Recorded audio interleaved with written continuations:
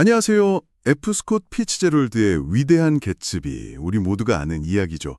비극적인 사랑, 아메리칸 드림의 허상, 그리고 광란의 20년대. 그런데 오늘 우리가 함께 살펴볼 자료는요. 이 모든 익숙한 이야기에 아주 도발적인 질문을 던집니다. 만약 우리가 지금까지 위대한 개츠비를 완전히 잘못 읽어왔다면 어떨까요? 오늘 당신과 함께 파고들 자료는 바로 이 소설을 여성주의적 관점에서 아주 날카롭게 해부한 비평문입니다. 이번 탐구의 목표는 명확해요. 이 소설이 1920년대 신여성의 등장을 어떻게 바라봤고 또 작품 곳곳에 숨겨진 그 가부장적 시선이 여성 인물들을 어떻게 왜곡하고 응징하는지 그 메커니즘을 한번 낱낱이 파헤쳐보는 겁니다. 우리가 믿었던 서술자의 목소리 뒤에 숨겨진 진실은 과연 무엇일지 지금부터 한번 제대로 들여다보죠. 네, 본격적으로 시작하기 전에 이 비평의 핵심 렌즈가 되는 개념이랄까요? 두 가지만 간단히 짚고 가면 좋을 것 같아요. 네네. 어떤 걸 먼저 알아야 할까요? 바로 섹스와 젠더인데요. 섹스와 젠더. 네, 이게 섹스는 우리가 아는 그 생물학적인 성, 그러니까 남자, 여자를 말하고요. 젠더는 좀 다르죠. 사회적으로 만들어지는 거잖아요. 남성다움, 여성다움 같은 거요. 그렇죠. 타고나는 게 아니라 뭐랄까 학습되고 강요되는 거. 맞아요. 일종의 역할극 같은 거라고 생각하시면 오늘 이야기가 훨씬 더 입체적으로 들릴 겁니다. 그 강요되는 역할극이라는 관점에서 보니까 소설 속에서 딱 떠오르는 인물이 있네요. 바로 데이지의 남편 톰 뷰캐넌. 진짜 뼛속까지 가부장적인 인물이잖아요. 네, 아주 노골적이죠. 개츠비랑 데이지 관계를 알고 나서 그가 내뱉는 말이 정말 압권이거든요. 어디서 굴러먹었는지 모를 작자가 내 아내랑 놀아나는 걸 놔두는 게 최신 유행인가 본데 이런 식으로 시작해서 나중엔 흑인이랑 백인이 결혼하게 될 거야. 이건 완전 세상이 망할 거라고 저주를 퍼붓는 수준인데요. 그렇죠. 정말 엄청난 비약인데 그 비약 속에 톰의 세계관이 아주 투명하게 드러납니다. 톰한테 세상의 질서는 곧 가부장적 가족의 안정성과 똑같은 거예요. 그리고 그 안정은 오로지 여성이 아내와 어머니라는 그 정해진 역할에 순종할 때만 유지될 수 있다고 믿는 거죠. 그렇군요. 이 비평이 주장하는 핵심 중 하나가 바로 위대한 개츠비라는 소설이 겉으로는 톰을 비판하는 것 같지만 그 밑바탕에는 톰의 이런 불안감에 상당 부분 동조하고 있다는 겁니다. 소설 전체에 그런 불편한 공기가 흐르고 있다는 말씀이시죠? 네, 바로 그거죠. 그 불편한 공기의 정체는 역시 시대적 배경과 관련이 깊겠군요. 1920년대 미국, 재즈시대라고 불릴 만큼 모든 게 막 폭발하던 시기였잖아요. 맞아요. 1차 대전 끝나고 경제는 호황이고 사람들은 이전의 모든 관습을 깨부수고 싶고 했고 특히 여성들에게는 정말 엄청난 변화의 시기였고요. 여성 참정권이 보장된 게 바로 이 무렵이니까요. 맞습니다. 바로 신여성, 뉴우먼이 역사의 무대에 아주 화려하게 등장한 시점입니다. 신여성. 네. 짧은 보브컷 헤어에 무릎 위로 올라오는 스커트를 입고 이전 세대 여성들은 상상도 못했던 일들을 했죠. 어떤 것들이요? 남자 동반자 없이도 파티에 가서 담배를 피우고 술을 마시고 밤새 재즈에 맞춰 춤을 췄어요. 와. 하지만 이런 해방의 물결이 거세질수록 반대편에서는 엄청난 공포와 반발이 일어났습니다. 그렇죠. 변화에는 항상 저항이 따르니까요. 여자들이 저러다가 가정을 내팽개치면 어떡하지? 전통적인 가치가 무너지면 사회 전체가 타락할 거야. 이런 두려움이 팽배했어요. 오늘 우리가 살펴볼 비평은 바로 이 지점, 즉 위대한 개츠비가 당시 사회가 신여성을 향해 느꼈던 그 막연한 불안감과 적대감을 얼마나 정교하게 문학적으로 그려내고 있는지를 포착합니다. 여기서 정말 소름 돋는 지점이 나오네요. 우리는 이 모든 이야기를 서술자인 닉 캐러웨이라는 필터를 통해서만 보고 듣는다는 사실 말이죠. 네, 맞아요. 생각해보면 정말 교묘한 장치예요. 닉은 굉장히 매력적인 화자잖아요. 감성적이고 정직해 보이고 자기 성찰도 하는 것 같고. 그렇죠. 그래서 독자들은 그냥 무장해제대 상태로 닉은 믿을 만한 사람 이렇게 생각하면서 그의 시선에 완전히 동화되어 버리죠. 바로 그게 핵심입니다. 우리는 닉을 신뢰하도록 길들여지는데 정작 그가 편향된 시선을 가지고 있다면 독자는 꼼짝없이 속게 되는 거죠. 그리고 이 비평은 닉의 시선이, 특히 여성을 향한 시선이 지독하게 편향되어 있다고 지적합니다. 닉의 눈에 비친 주변 여성들은 대부분 천박하거나 속물이거나 혐오스럽거나 기만적인 모습으로 그려지거든요. 심지어 여성의 부정직함은 거의 타고난 본성처럼 말하기도 하잖아요. 치유 불가능한 결함이라고. 맞아요. 그렇게까지 말하죠. 예를 들어 톰의 정부인 머틀의 아파트에 모였던 사람들 중에 맥키 부인이라는 인물이 있는데 닉은 그녀를 딱 한마디로 잘라버려요. 예쁘긴 했지만 끔찍한 여성이라고. 정말 단정적이네요. 데이지의 여동생 캐서린도 마찬가지죠. 비평을 보니까 그녀는 당대 그 신여성은 어딘가 매력이 부족하고 가볍다는 부정적인 고정관념을 증명하기 위해 동원된 캐릭터처럼 보이더라고요. 네, 그렇죠. 짙은 화장에 거짓말도 능청스럽게 하고 어른들 앞에서 불손하게 굴고. 그야말로 신여성에 대한 온갖 편견을 집대성한 인물 같아요. 그래서 처음엔 이게 그냥 상류층인 닉이 하층민을 무시하는 일종의 계급 문제라고 생각하기 쉽습니다. 저도 처음엔 그렇게 읽었고요. 네, 저도요. 하지만 비평은 거기서 한 걸음 더 깊이 파고들죠. 만약 이게 정말 계급 문제라면 왜 같은 하층 계급의 남자인 머틀의 남편 윌슨이나 그를 위로하는 커피가게 주인 마이켈 예스는 그토록 동정적으로 그리는 걸까? 바로 이 질문을 던지는 순간 모든 게 명확해집니다. 이건 계급의 문제가 아니었다. 네, 젠더의 문제였던 거죠. 와, 그 질문 하나로 관점이 완전히 뒤집히네요. 결국 이 여성들이 비난받는 이유는 가난해서가 아니라 여성다운 역할을 거부하고 자기 욕망에 충실했기 때문이라는 거군요. 바로 그겁니다. 그 위반이라는 게 구체적으로 어떤 모습으로 나타나는지 궁금해지는데요.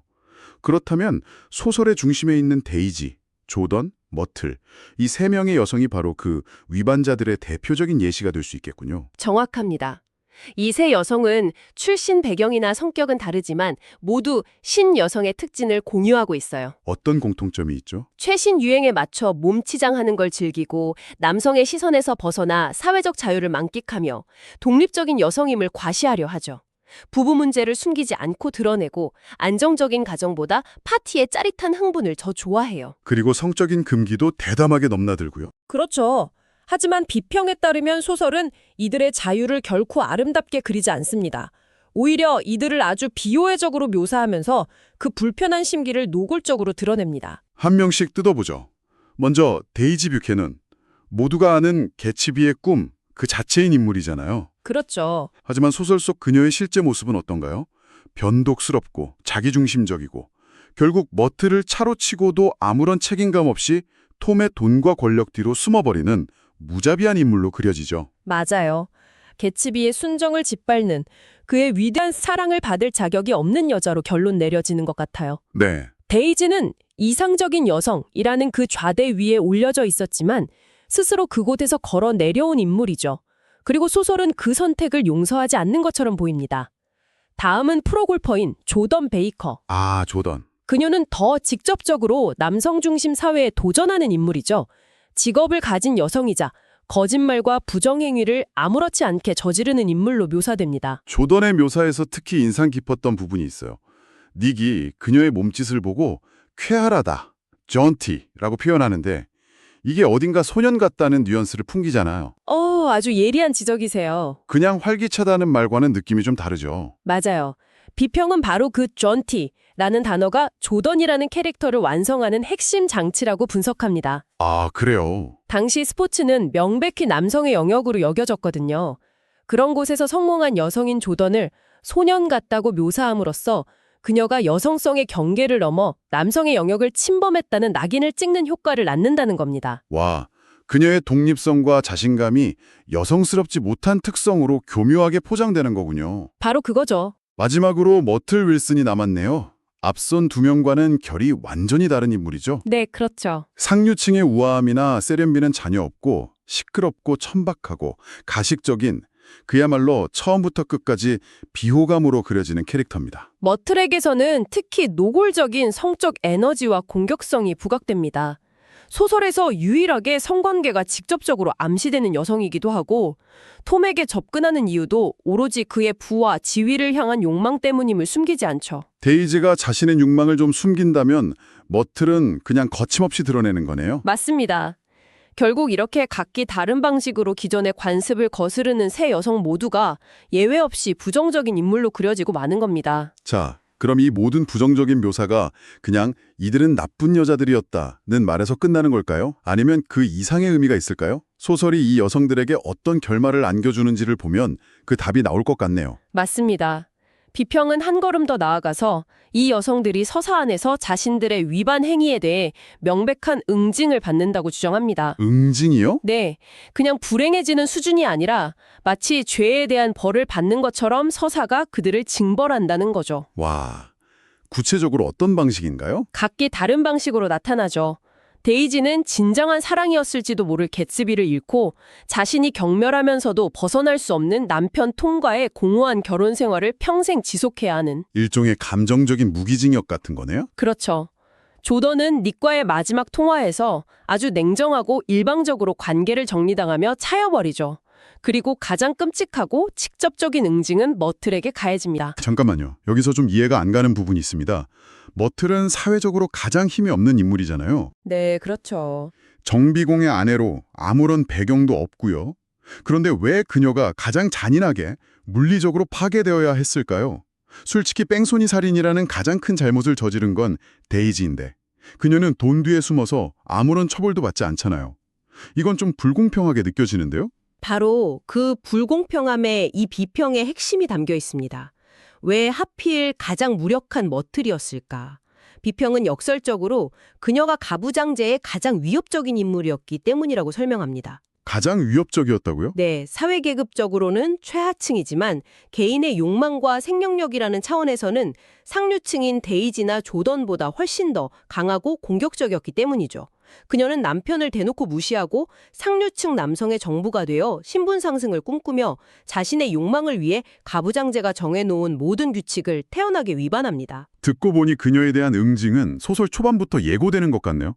톰의 아파트에서 데이지의 이름을 입에 올렸다는 이유만으로 톰에게 코를 세게 얻어맞잖아요. 맞아요. 꽤 폭력적인 강연인데도 소설은 독자가 그녀에게 동정심을 느낄 틈도 주지 않고 아주 사소한 사건처럼 쓱 넘어가 버리죠. 정확합니다. 그 장면은 앞으로 그녀가 겪게 될 더 클 응징의 서막인 셈이죠. 그리고 그녀의 죽음, 특히 차에 치여 한쪽 가슴이 추처럼 늘어져 찢겨 나갔다는 그 끔찍한 묘사. 이게 이 비평에서 매우 중요한 상징으로 해석됩니다. 왜 하필 가슴이었을까요? 비평은 이것이 그녀의 넘치는 성적 생명력과 여성성이야말로 그녀의 가장 큰 죄였으며 따라서 가장 먼저 파괴되어야 할 대상이었음을 암시한다고 분석합니다. 와, 그렇게 연결해서 보니 정말 섬뜩하네요. 결국 소설은 여성의 여러 특성 중에서도 특히 성적인 것을 포함한 공격성을 가장 용납할 수 없는 죄악으로 보고 있다는 거군요.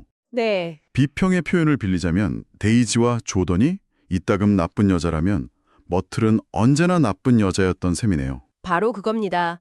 그녀의 존재 자체가 기존 질서에 대한 위협이었고 그래서 가장 철저하게 파괴되어야만 했던 거죠. 네. 네, 바로 그 결론에 이르게 됩니다.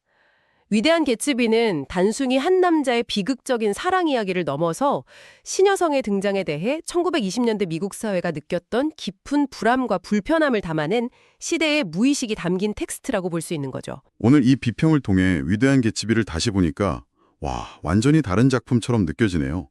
그런데 이 비평의 마지막 부분이 더 인상 깊었습니다. 이 모든 이야기가 단순히 100년 전의 낡은 유물이 아니라고 경고하잖아요. 맞습니다.